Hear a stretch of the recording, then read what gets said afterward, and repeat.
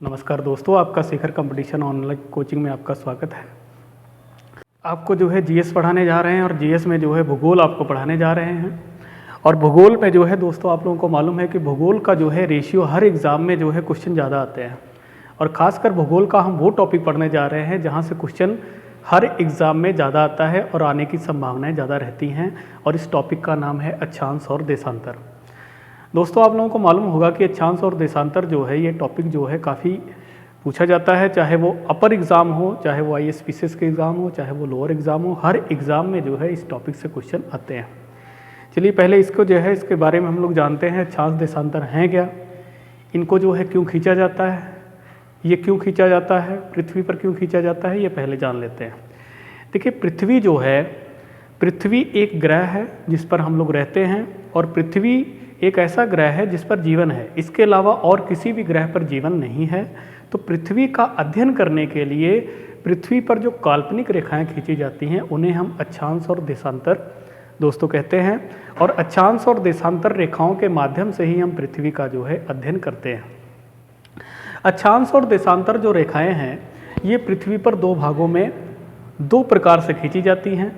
देखिए जब हम पृथ्वी की बात करें तो ये हमारा गोलार्ध है और इस गोलार्ध पर ये जो क्षेत्र आता है इसको हम उत्तरी गोलार्ध कह देते हैं। और ये नीचे वाला जो क्षेत्र आता है इसको हम दक्षिणी गोलार्ध कह देते हैं। ठीक, ये उत्तरी गोलार्ध है या इसको हम नॉर्थ पोल कह देते हैं और ये साउथ पोल आ जाता है। और जब हम मैप पर देखते हैं तो दोस्तों ये वाला जो भाग है ये हमारा पश्चिमी आ जाता है, ये पश्चिमी क्षेत्र आता है और इसको हम पूर्वी क्षेत्र कहते हैं। तो पृथ्वी पर जो है पूर्व से पश्चिम दिशा में जो रेखाएं खींची गई हैं अर्थात इन रेखाओं को हम लोग जो है अक्षांश कहते हैं। और जो उत्तर से दक्षिण दिशा में ये रेखाएं जो खींची गई हैं इन रेखाओं को हम लोग जो है देशांतर कहते हैं।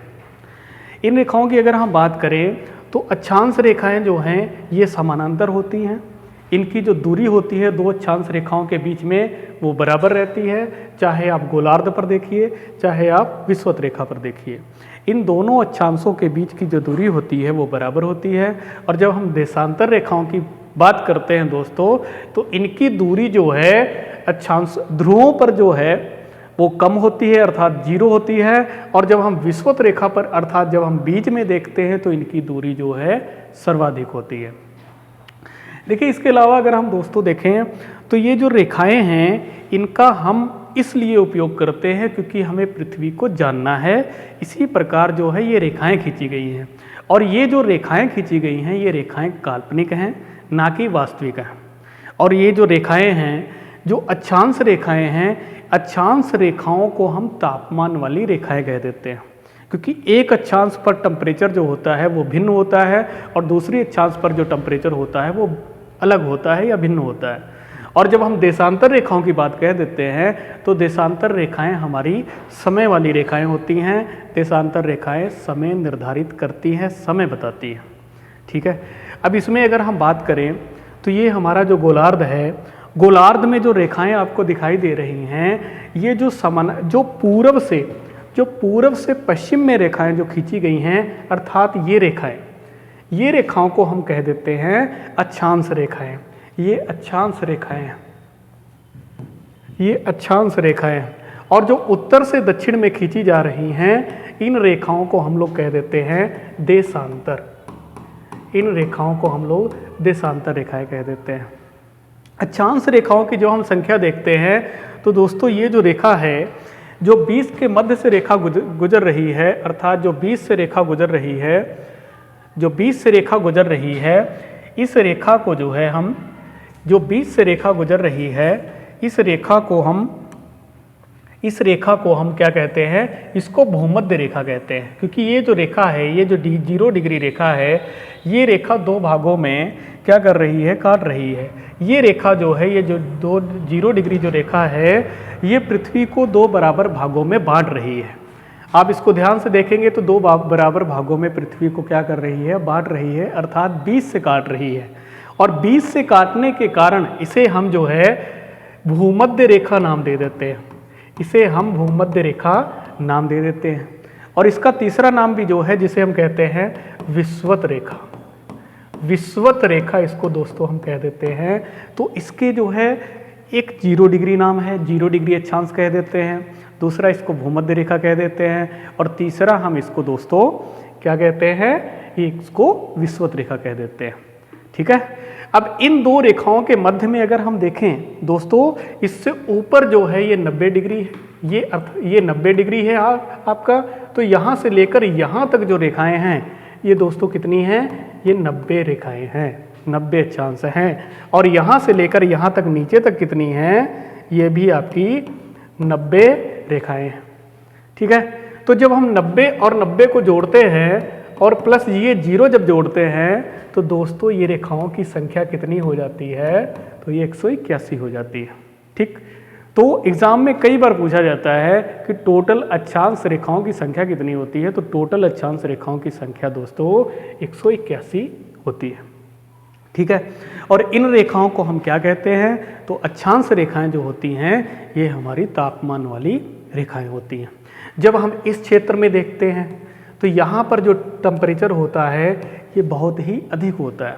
क्यों अधिक होता है, कहाँ पर होता है, 0 डिग्री पर। तो 0 अक्षांश पर जो है टेम्परेचर हमेशा अधिक होता है। अधिक होने का सबसे बड़ा कारण है कि सूर्य की किरणें यहाँ पर साल भर चमकती रहती हैं, साल भर पड़ती रहती हैं। और जब हम इन क्षेत्रों की बात करते हैं तो यहाँ पर टेम्परेचर बहुत ही कम होता है, तो यहाँ पर सूर्य की किरणें आसानी से नहीं पहुँच पाती हैं, अर्थात तिरछी पहुँचती है किरणें, जिसके कारण यहाँ का टेम्परेचर कम रहता है।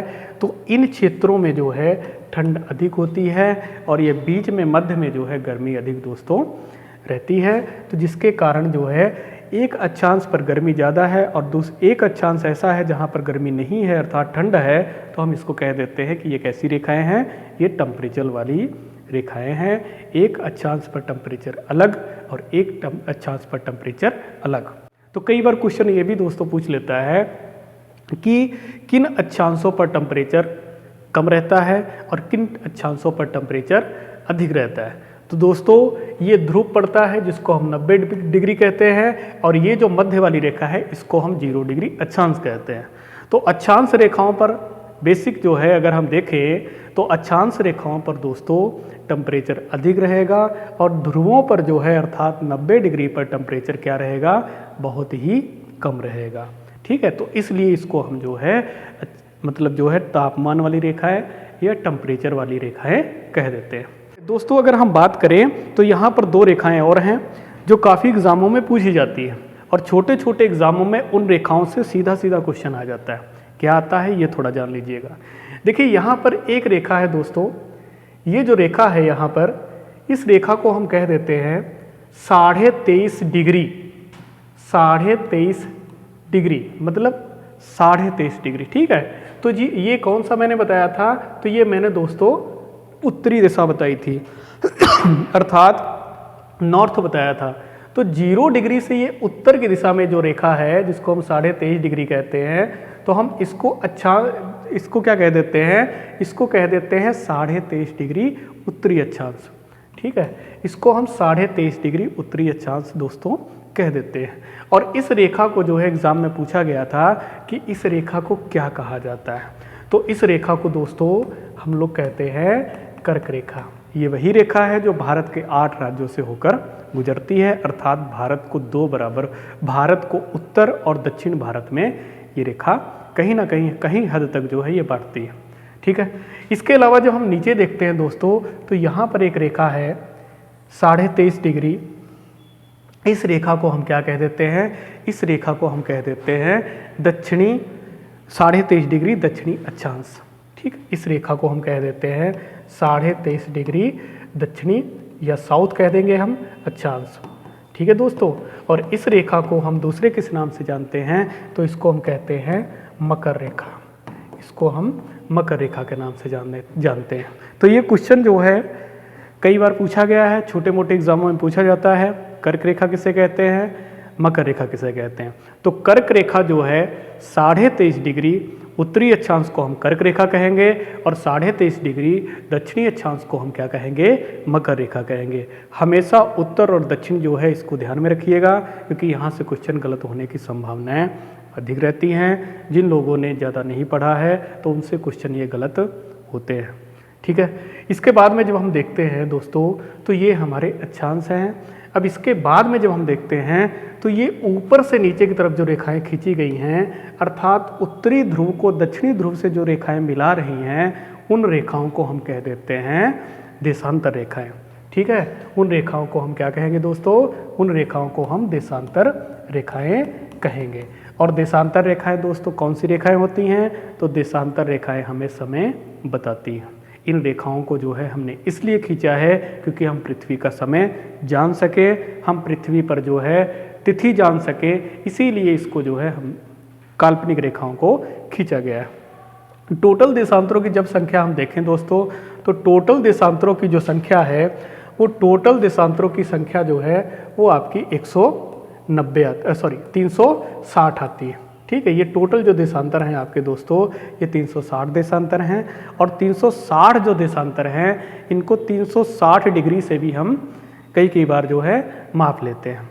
तो 360 जो देशांतर हैं ये हमारे पृथ्वी पर खींचे गए हैं और इन्हीं 360 देशांतरों के माध्यम से जो है हम पृथ्वी पर जो है समय निकालते हैं, अर्थात समय की हम गणना करते हैं। देखिए ये जो दोस्तों, ये जो बीच से जो है डॉट डॉट करके रेखा आ रही है, इस रेखा को हम कह देते हैं 0 डिग्री देशांतर। ये 0 डिग्री देशांतर है। अब दोस्तों कई बार ये भी पूछा जाता है कि जो पृथ्वी का मानक समय है वो कहाँ से लिया गया है? तो पृथ्वी का जो मानक समय है वो दोस्तों यही 0 डिग्री देशांतर से लिया गया है, क्योंकि ये 2 बराबर भागों में पृथ्वी को क्या कर रही है? बांट रही है। कि तो कौन बराबर भागों में? पूरब और पश्चिम में। तो 2 बराबर भागों में गोलार्ध को बांट रही है, इसलिए जो है इसको हम कहते हैं देशांतर रेखाएं, जो उत्तर से दक्षिण दिशा में पृथ्वी पर खींची गई हैं, उत्तरी गोलार्ध को दक्षिणी गोलार्ध से मिला रही हैं। इनकी जो हम बात करते हैं दोस्तों, तो इनकी टोटल जो संख्या है, टोटल जो संख्या है 180 प्लस 180 हो जाती है 360। ठीक है, देखिए 1884 ईस्वी में एक सम्मेलन हुआ था। उस सम्मेलन में बताया गया था कि हमें जो है पृथ्वी समय निकालने के लिए बताया गया था, और उस समय में जो बताया गया था उसमें ये बताया गया था कि 0 डिग्री जो है उसको 0 डिग्री देशांतर को जो है इन लोगों ने 180 डिग्री देशांतर मान लिया गया था। 180 डिग्री देशांतर को 0 डिग्री देशांतर मान लिया गया था और 180 डिग्री को एक ही रख दिया गया था। अब इसमें अगर हम बात करें तो 0 डिग्री जो देशांतर है इसको हम समय रेखा कह देते हैं, मानक समय रेखा। और जो दोस्तों 180 डिग्री देशांतर है, 180 डिग्री देशांतर को हम कह देते हैं तिथि रेखा।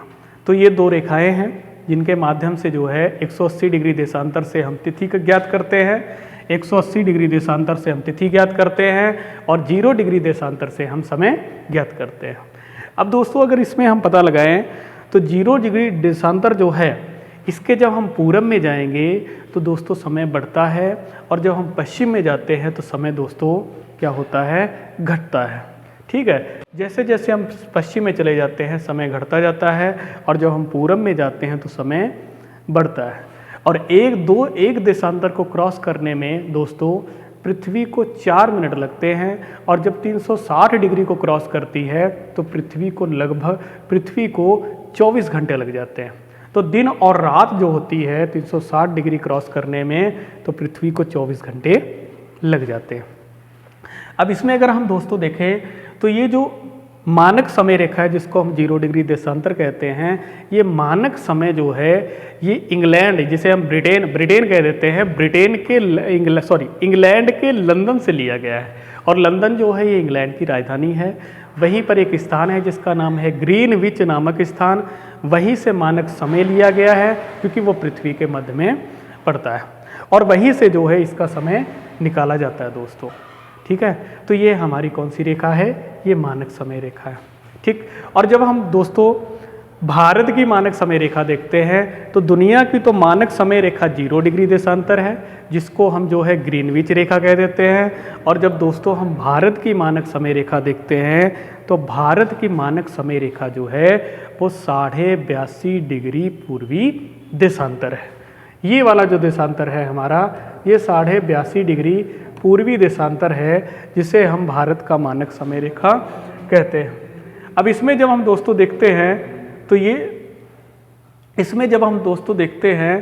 तो इसमें हमें ये पता चलता है कि भारत का जो मानक समय है, तो ये हमारा भारत है और भारत का मानक समय ये रेखा से लिया जाता है, जिसको हम कहते हैं 82.5 डिग्री पूर्वी देशांतर। ये भारत का मानक समय है। अब इसमें दोस्तों ग्लोब में जब हम देखें, इसमें पूरे वर्ल्ड के नक्शे में देखते हैं तो दुनिया का मानक समय रेखा ये रेखा है दोस्तों, ये है, ये बीचों बीच है, पूरे पृथ्वी को 2 बराबर भागों में बांट रही है। और यहाँ पर जो है आपका ये रेखा है, और यहाँ पर जो देश है यहीं पर पड़ता है इंग्लैंड, जिसका जो है लंदन, और लंदन से ये समय लिया गया है। और जब हम भारत की देखते हैं तो भारत की ये 82.5 डिग्री देशांतर है, ये भारत की 82.5 डिग्री देशांतर है, जहाँ से भारत का समय दोस्तों लिया जाता है। और ये 0 डिग्री देशांतर है, जिसको हम क्या कहते हैं, जिसको हम मानक समय रेखा कहते हैं, अर्थात इसको ग्रीनविच रेखा भी कहते हैं। ये ग्रीनविच रेखा है, ठीक। और भारत और इसके बीच में जब हम देखें तो एक देशांतर को पार करने में 4 मिनट लगते हैं। और जब हम 82.5 डिग्री देशांतर की जब हम बात करते हैं तो भारत और इंग्लैंड के बीच का जो समय है, मानक समय जो है, लगभग 5.5 घंटा आगे है।